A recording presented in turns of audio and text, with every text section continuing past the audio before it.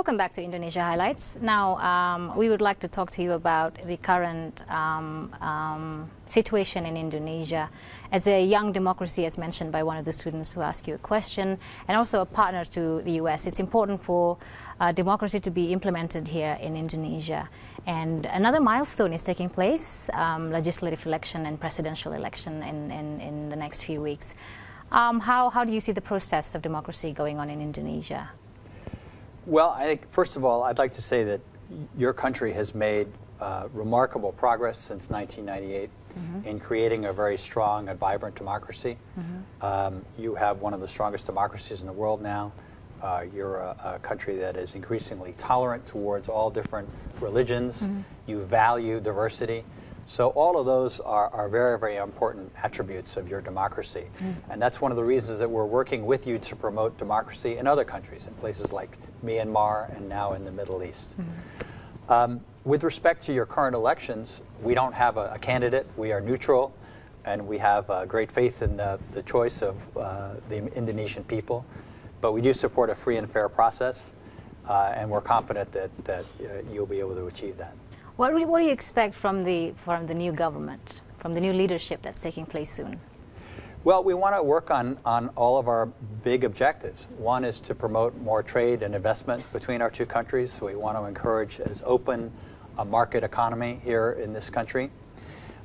Secondly, we want to work to promote educational ties. So we want to ease some of the burdens that now exist for American universities who are trying to come in here. It can often be very difficult and burdensome to get a permit to do various kinds of research. So we'd like to work with the new government to make that as easy as possible.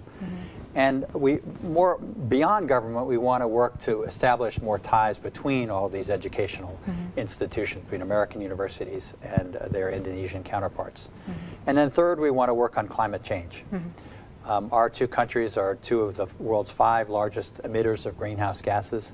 So what we can do together to reduce those emissions will really matter to our countries and to the world. Okay. Now you speak of openness, and the ASEAN economic trade will be implemented in 2015. Yes. In a very short future. Now, how do you think how do you see Indonesia's readiness towards that openness? Well, I think your economy is becoming more open, and I think that all of those kinds of initiatives are very welcome because they will open not only this market, but the entire ASEAN market for American investors and American exporters. So we strongly support that. We'd love to see Indonesia become a part of the Trans-Pacific Partnership as well, which is perhaps a little bit further down the line. But that is a trade agreement that will be open to all countries in the Asia-Pacific.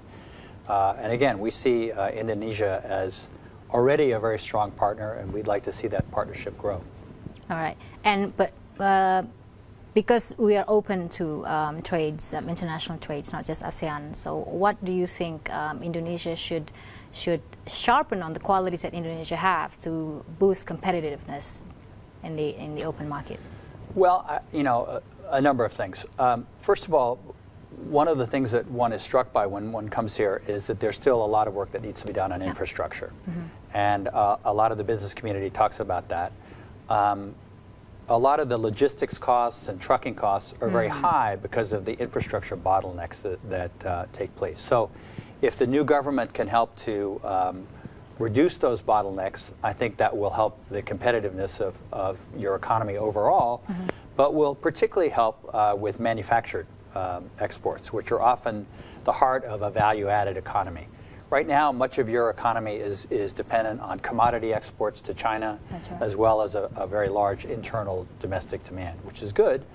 But if you can also then add a very strong manufactured export component, that will provide balance and resilience to your economy and would be, again, further enhance the attractiveness of your economy to outside investment. Outside world.